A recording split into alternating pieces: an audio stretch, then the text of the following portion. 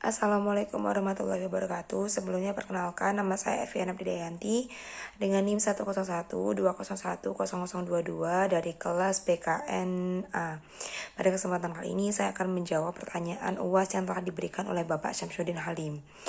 Soal pertama yaitu pelaksanaan demokrasi di Indonesia dari waktu ke waktu mengalami dinamika. Berikan pendapat saudara bagaimana pelaksanaan demokrasi saat ini, berikan evaluasi apa kekurangan dan apa kelebihan pelaksanaan demokrasi saat ini. Nah, menurut saya proses demokrasi di Indonesia sudah mengalami kemajuan dan dirasa lumayan bagus. Hal ini dibuktikan dengan sebuah informasi yang diunggah di laman Kementerian Komunikasi dan Informasi Republik Indonesia, bahwasanya proses demokrasi dari sudut pandang keikutsertaan masyarakat untuk mengikuti kegiatan pemilu sudah memiliki peningkatan. Diambil contoh pada tahun 2017, indeks persepsi demokrasi kita sejumlah 72,18, sedangkan pada tahun 2018 mengalami kenaikan dengan jumlah 72,39. Akan tetapi, demokrasi Indonesia saat ini masih tengah berupaya mencari titik temu antara prosedur dan substansi demokrasi, karena demokrasi yang dijalankan saat ini menitik beratkan pada penyeragaman melalui mekanisme politik elektoral. Padahal, politik elektoral tidak sepenuhnya perlu diseragamkan di seluruh daerah di dunia. Nah, di samping itu, belakangan ini makin lemahnya partisipasi warga dalam menyampaikan aspirasi yang masih sering artikan atau dipandang sebelah mata oleh pemerintah. Semua warga negara dalam sebuah komunikasi politik berhak untuk berpartisipasi dan didengarkan suaranya. Tidak ada alasan yang demo itu harus memberikan solusi, sebab yang mencari solusi adalah pemerintah yang sudah digaji. Jadi negara yang demokratis itu di mana setiap masyarakat sudah saling memanusiakan, melindungi yang lemah dan bisa berkonflik secara kekerasan. Akan tetapi di Indonesia belum bisa menerapkan hal tersebut secara maksimal. Maka dari itu diperlukan penguatan kualitas lembaga demokrasi, partai politik, dan penguatan ideologi Pancasila agar demokrasi semakin baik dan berkualitas. Selanjutnya pertanyaan kedua, letak geografis Indonesia pada posisi silang dunia, jumlah penduduk yang besar, masyarakat yang berbineka akan membawa dampak bagi bangsa Indonesia. Jelaskan dampak tersebut jika dikaitkan dengan geostrategi. Letak Indonesia yang strategis menyebabkan kebinekaan bagi kebudayaan dan kehidupan bangsa Indonesia yang mungkin juga dipengaruhi kebudayaan asing. Dampak yang pertama yaitu kebijakan Indonesia sebagai poros maritim ini dibuktikan dengan pembangunan dan perbaikan pelabuhan dengan standar internasional dan kebijakan tol laut. Karena jaringan transportasi ini diperlukan untuk menghubungkan pusat-pusat perekonomian, baik sebagai pusat produksi maupun distribusi dan mempermudah proses ekspor dan impor di Indonesia. Selanjutnya dampak kedua, kemudahan bangsa Indonesia untuk berkomunikasi dan menjalin relasi dengan negara lain. Dengan kemudahan keluar masuknya bangsa lain di Indonesia, karena berdasarkan letak Indonesia yang strategis tadi, terbangun yang namanya hubungan internasional yang baik antara Indonesia dengan negara lain. Selanjutnya dampak berikutnya adalah pengaruh globalisasi. Dengan adanya letak Indonesia yang strategis, maka tidak menutup kemungkinan kebijakan-kebijakan luar negeri akan masuk ke Indonesia, dan Indonesia pun harus bisa memfilter kebijakan mana yang bisa diterapkan di Indonesia. Dan juga mungkin kebudayaan asing yang kerap masuk di Indonesia dan akan merubah kebudayaan yang sebelumnya ada, tapi harus harus berkolaborasi dengan kebudayaan asing, seperti itu. Selanjutnya pertanyaan yang ketiga, dalam masa pandemi seperti sekarang ini diperlukan kerjasama seluruh elemen bangsa dalam menghadapinya. Jika dikaitkan dengan konsep ketahanan nasional, berikan contoh upaya yang harus dilakukan pemerintah bersama masyarakat dalam mencegah penyebaran COVID-19. Jawaban saya, pemerintah seharusnya menerapkan kebijakan yang keras terkait protokol kesehatan, serta bersinergi langsung dengan masyarakat untuk bisa menerapkan secara maksimal. Mengapa hal itu perlu dilakukan? Karena apabila hanya membuat kebijakan saja, tapi tidak ada unsur penekanan di dalamnya, akan cenderung diremehkan oleh masyarakat. Dan apabila masyarakat sendiri tidak memperhatikan ataupun tidak menyadari akan pentingnya protokol kesehatan, maka sampai kapanpun tidak akan terlaksana suatu ketahanan untuk meminimalisir penyebaran COVID-19.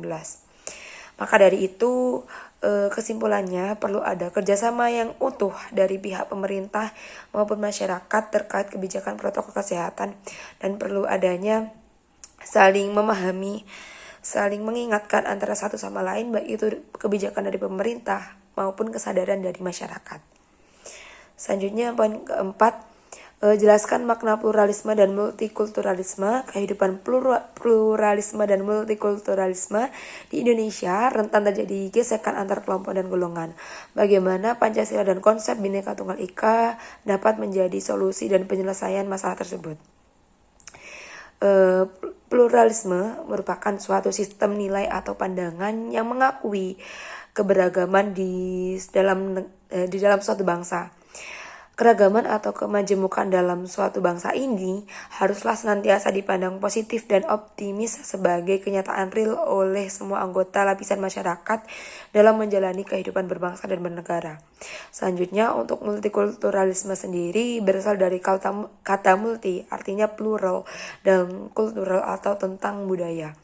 Nah, multikulturalisme ini mengisyaratkan pengakuan terhadap realitas keberagaman kultural yang berarti mencakup baik keberagaman tradisional seperti keberagaman suku, ras, ataupun agama, maupun keberagaman bentuk-bentuk kehidupan, subkultur yang tercantum bermunculan di setiap tahapan sejarah kehidupan masyarakat.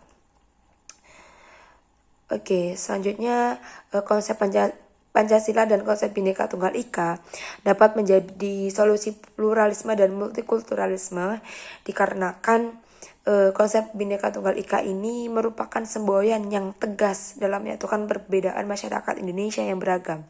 Dari kata berbeda-beda tetapi tetap satu jua memiliki makna bahwasanya yang memiliki makna yang mendalam, bahwasanya di mana apabila suatu negara memiliki beragam budaya dan suku, mereka akan tetap bersatu apabila mengamalkan makna dari Bhinneka Tunggal Ika dan Pancasila, yaitu Persatuan Indonesia. Di mana apabila suatu negara ini, suatu bangsa ini bisa benar-benar memahami arti kata Bhinneka dan Persatuan Indonesia, maka akan terbentuklah suatu kesatuan dan bisa merobohkan tembok antara circle-circle atau kelompok-kelompok yang memisahkan diri, seperti itu. Selanjutnya poin kelima, mengapa korupsi disebut sebagai extraordinary crime atau kejahatan luar biasa? Jelaskan dampak perilaku korupsi dalam kehidupan masyarakat dan jelaskan peranan mahasiswa dalam mendukung gerakan anti korupsi beserta contohnya. Baik, saya jawab, dikatakan sebagai kejahatan luar biasa karena korupsi bukan hanya kejahatan yang merugikan uang negara, tetapi dapat berdampak pada seluruh program pembangunan. Kualitas pendidikan menjadi rendah, kualitas bangunan menjadi rendah, mutu pendidikan jatuh, serta kemiskinan tidak tertangani. Jika uang negara dikorupsi, maka program-program untuk mewujudkan tujuan negara tidak bisa berjalan dan mengakibatkan negara gagal.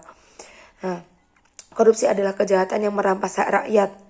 Korupsi juga merampas hak asasi manusia. Korupsi juga melawan kemanusiaan dalam konteks gerakan anti korupsi. Korupsi juga melawan kemanusiaan.